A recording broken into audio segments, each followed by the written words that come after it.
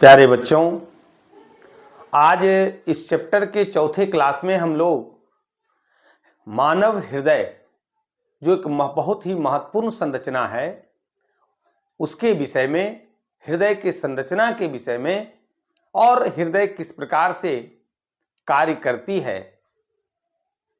इन सब सारी बातों की जानकारी आज के इस क्लास में ग्रहण करेंगे। आप वीडियो के अंत तक बने रहिए।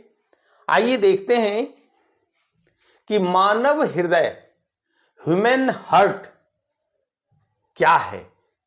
मानव हृदय, ये पहले जान लीजिए कि ये जो हृदय है, हार्ट है, हमेशा ये गति करते रहती है। अगर हृदय गति बंद हो गया तो फिर वो मानव नहीं रह पाता है, यानी वो मानव कम से कम मानव नहीं है, यानी जीवित अवस्था में नहीं है। इसलिए ये बहुत ही इंपॉर्टेंट जानकारी आज हम लोग ले रहे हैं। सबसे पहले ये जानेंगे कि मानव हृदय के बारे में थोड़ी सी पहले जानकारी कि वो किस प्रकार का होता है, कहाँ रहता है, किस चीज का बना होता है। तो पहला पॉइंट जो हमने लिखा कि हृदय एक अत्यंत ही कोमल, हृदय कोमल होता है। नहीं कहता है दिल दुखाना नहीं चाहिए, तो हृदय बिल्कुल कोमल होता है। मांसल रचना है, इसमें सिर्फ मांस ही होता है, अस्थि नहीं होता है, ना उपास्थि होता है। और ये वक्ष गुहा अंग्रेजी में इसको थोरेसिस कैविटी कहते हैं बाबू। जो पसलियों के अंदर ये जो देख रहे हैं, इसके अंदर एक चेंबर होता है जिसको वक्ष गुहा कहते हैं, थोरेसिस कैविटी कहते हैं। और इस कैविटी के अंदर फेफड़ा होता है और दोनों फेफड़ा के बीच में हृदय होता है ना। तो वक्ष गुहा के मध्य में, पसलियों के नीचे तथा दोनों फेफड़ों के बीच ये स्थित होता है। हार्ट का फिगर देखेंगे, हार्ट की संरचना देखेंगे, एक एक बात उनसे जो जुड़ी होगी, सारी बात की हम लोग जानकारी ग्रहण करेंगे। दूसरा जो पॉइंट है बहुत ही महत्वपूर्ण है कि हृदय जो है वो हृदय पेशियों का बना होता है। किसका बना होता है? हृदय पेशियों का। पूरे शरीर में ये जो पेशी होता है, हृदय पेशी, ये हृदय पेशी सिर्फ हृदय में ही होता है, बाकी शरीर के किसी भाग में नहीं होता है।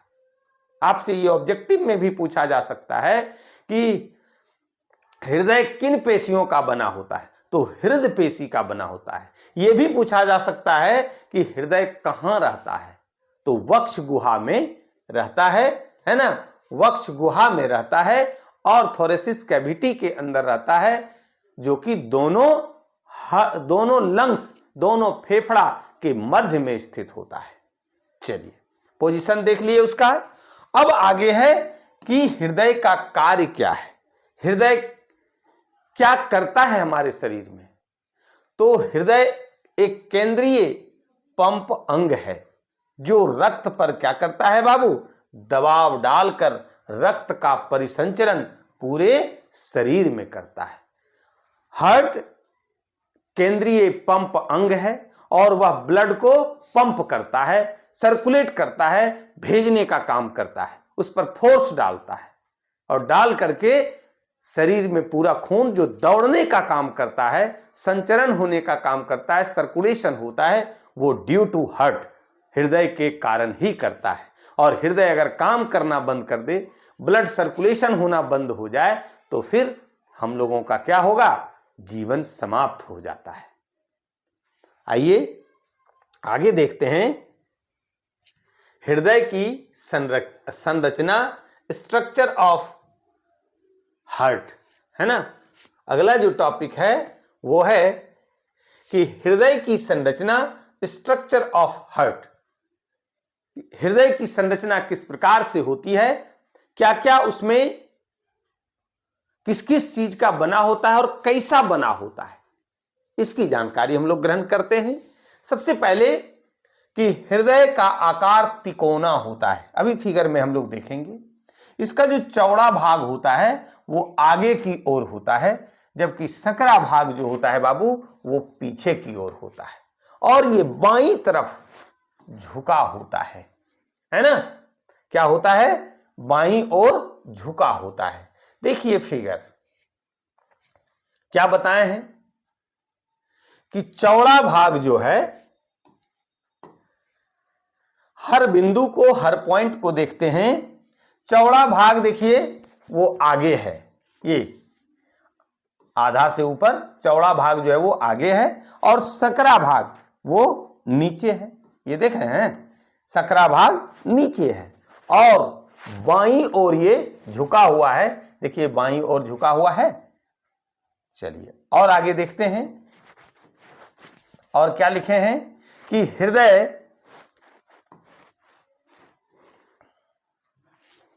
हृदय पेरिटोनियम की एक दोहरी झिल्ली के अंदर बंद होता है, जिसे हृदयावरण या पेरिकार्डियम कहते हैं। क्या कहते हैं? हृदयावरण या पेरिकार्डियम कहते हैं। हृदय पेरिटोनियम की एक दोहरी झिल्ली के अंदर बंद होता है। हार्ट आपसे यह भी ऑब्जेक्टिव पूछेगा, क्योंकि हर लाइन में ऑब्जेक्टिव है, तो उस पर ध्यान रखेंगे कि हृदय पेरिटोनियम की एक दोहरी झिल्ली के अंदर बंद होता है, जिसे हृदयावरण या पेरिकार्डियम कहते हैं, है ना। पेरिकार्डियम की दोनों झिल्लियों के बीच की गुहा को पेरिकार्डियल गुहा कहते हैं, है ना। चलिए अब देखते हैं कि हार्ट जो है वो दोहरी झिल्ली,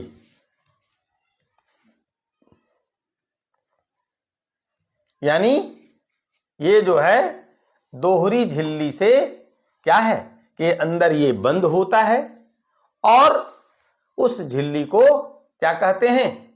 पेरिटोनियम झिल्ली कहते हैं, पेरिकार्डियम कहते हैं, हृदयावरण कहते हैं। हृदय के ऊपर जो आवरण होता है उसको हृदयावरण कहते हैं। चलिए अब जरा सा हम लोग ये देखेंगे, इसका कुछ संरचना के बारे में हम लोग चर्चा करते हैं, और जो भी बात हम करेंगे वो नीचे लिखा हुआ भी हमने लिख दिया कि आपको किसी प्रकार का कोई परेशानी नहीं हो। हम जो कह रहे हैं वो लिखा हुआ है। तो सबसे पहले ये जानिए कि ये जो हार्ट है इसका 4 चेंबर होता है, 4 कोष्ठक होता है। ऊपर वाले को अलिंद कहते हैं। क्या कहते हैं? ऊपर वाले को अलिंद कहते हैं और नीचे वाले को निलय कहते हैं। ठीक है। अब है कि 2 अलिंद होता है, जो बाईं ओर है या जो दाहिनी ओर है, तो दाहिनी ओर है वो दायां अलिंद, बाईं ओर है तो बायां अलिंद। फिर देखिए उसी तरह से जो दायां साइड में है वो दायां निलय, जो बायां साइड में है वो बायां निलय कहलाता है ना। तो हम लोग सबसे पहले क्या जाने कि ये हृदय में 4 चेंबर होता है, 2 अलिंद 2 निलय। अब देखिए कि अलिंद और निलय को जो है अलग करता है। सबसे पहले दायां अलिंद बायां अलिंद से एक सेप्टम के द्वारा, विभाजिका के द्वारा अलग करता है। ये जो सेप्टम है इसको कहते हैं, नहीं है इस पर लिखा हुआ, हम लिख देते हैं, इसको कहते हैं अंतरा अलिंद भित्ति। अंतरा अलिंद भित्ति।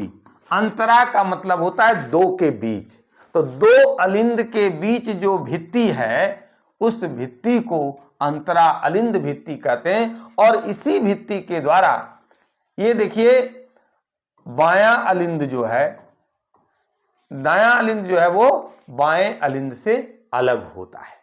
ठीक है बाबू। अब ठीक उसी प्रकार से देखिए ये भी एक विभाजिका है, ये भी एक सेप्टम है, जो क्या करता है, दायां निलय को बायां निलय से अलग करता है। तो इस विभाजिका को क्या कहते हैं? इस विभाजिका को कहते हैं अंतरा निलय भित्ति।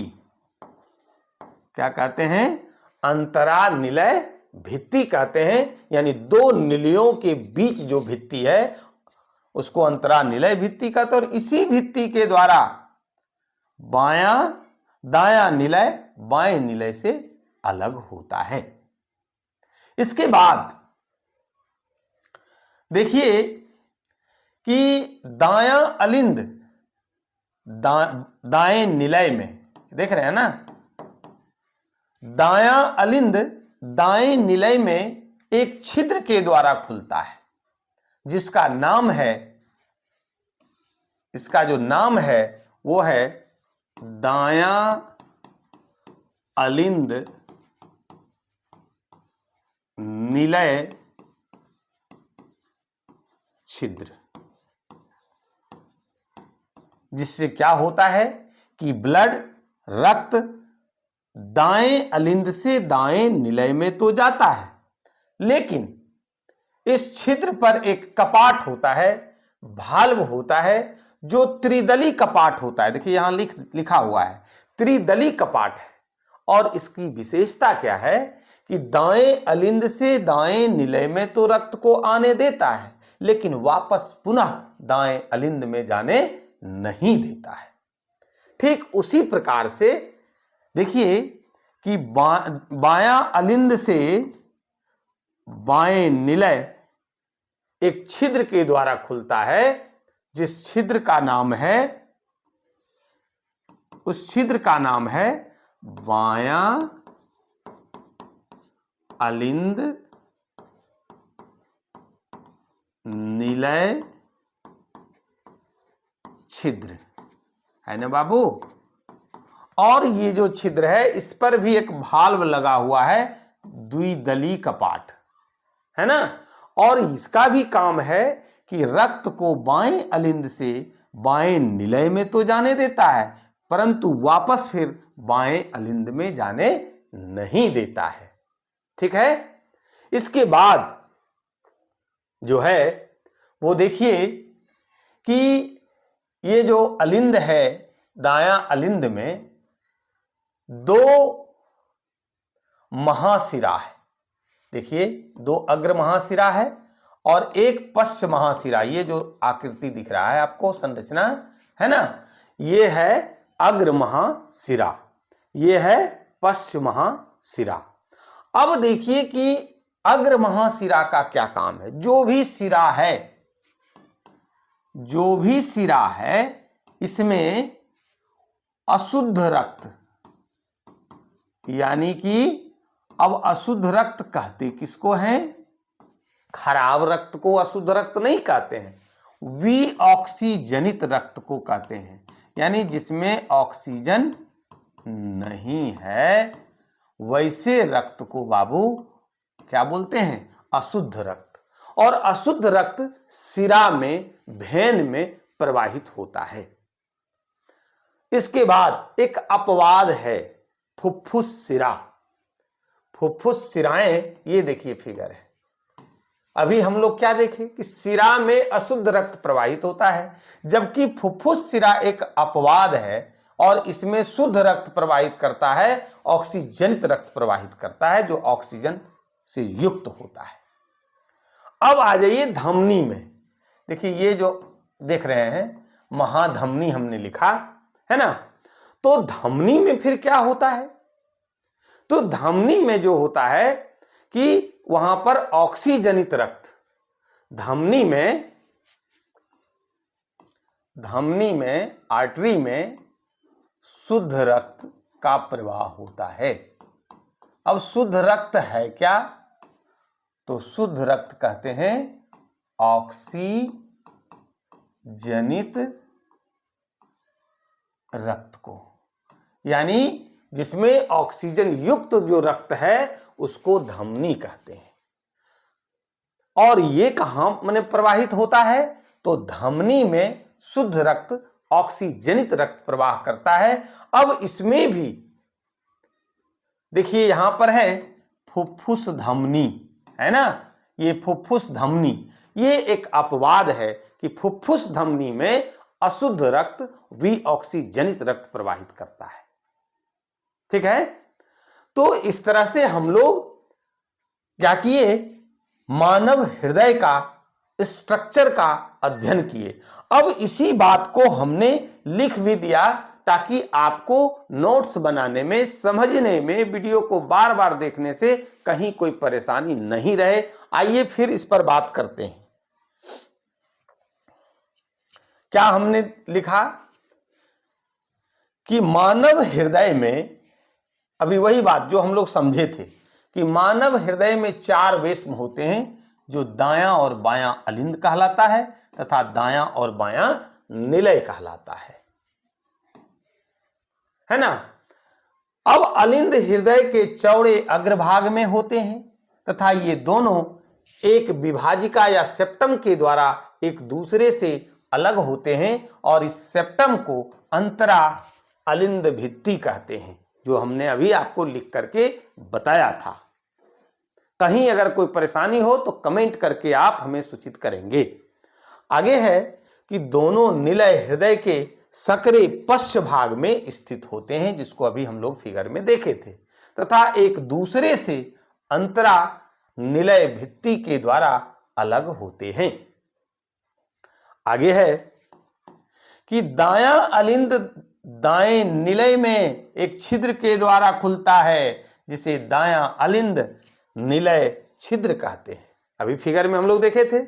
और इस छिद्र पर क्या होता है, त्रिदली कपाट पाया जाता है, जो क्या करता है, रक्त को दाएं अलिंद से दाएं निलय में जाने तो देता है, किंतु वापस फिर क्या करता है, दाएं निलय से ऊपर दाएं अलिंद में जाने नहीं देता है। आइए आगे देखते हैं कि इसी प्रकार बाएं अलिंद से बाएं निलय में बायां अलिंद निलय छिद्र के द्वारा खुलता है और इस छिद्र पर क्या होता है, द्विदली कपाट होता है। अभी हम लोग क्या देखे थे कि दाएं अलिंद दाएं निलय में एक छिद्र के द्वारा खुलता है, जिसको दायां अलिंद निलय छिद्र कहते हैं, और उस पर त्रिदली कपाट होता है, भाल्व होता है। उसकी विशेषता है कि अलिंद से ऊपर से नीचे निलय में तो रक्त जाता है, जाने देता है, लेकिन फिर नीचे से ऊपर जाने नहीं देता है ना। जो रक्त को क्या करता है, बाएं अलिंद से बाएं निलय में जाने देता है, किंतु विपरीत दिशा में फिर वापस, यानी कि बाएं निलय से बाएं अलिंद में जाने नहीं देता है। सारी बात को अभी हम लोग फिगर में देखे थे। अगला जो पॉइंट है कि दाएं अलिंद में 2 अग्र महाशिरा होता है और एक पश्च महाशिरा खुलती है। इसके विषय में भी देखा, जो शरीर के सभी भागों से अशुद्ध रक्त दाएं अलिंद में लाती है। बाएं अलिंद में क्या होता है, फुफ्फुस शिराएं खुलती है, जो फेफड़ों से शुद्ध रक्त बाएं अलिंद में लाती है। अब है अपवाद में जो हम लोग चर्चा किए थे कि धमनी में शुद्ध रक्त का प्रवाह होता है, लेकिन फुफ्फुस धमनी एक उसका अपवाद है, जिसमें कि विऑक्सीजनित रक्त, अशुद्ध रक्त का प्रवाह होता है। तो इस प्रकार से हम लोग पूरी कहानी, पूरी संरचना हार्ट के विषय में हम लोग देखे हैं कि किस प्रकार से ये आपका इसका संरचना है, किस प्रकार से ब्लड इसमें आता है और फिर से वो ऑक्सीजनित होकर के फिर पंपिंग कर दिया जाता है पूरे शरीर में। केंद्रीय पंप अंग है। अब आगे की क्लास में हम लोग पढ़ेंगे कि ये हार्ट किस प्रकार से काम करता है, कहां से आता है, फिर कहां जाता है, इसकी जो क्रिया विधि है, हृदय की क्रिया विधि है, किस प्रकार से ये जो कार्य करती है, इसके विषय में हम लोग आगे की क्लास में पढ़ेंगे। आज का अगर वीडियो आपको अच्छा लगा हो तो लाइक और शेयर जरूर करेंगे। जो लोग चैनल को सब्सक्राइब नहीं किए हैं, चैनल को सब्सक्राइब कीजिए। और आज के क्लास में बस इतना ही। धन्यवाद।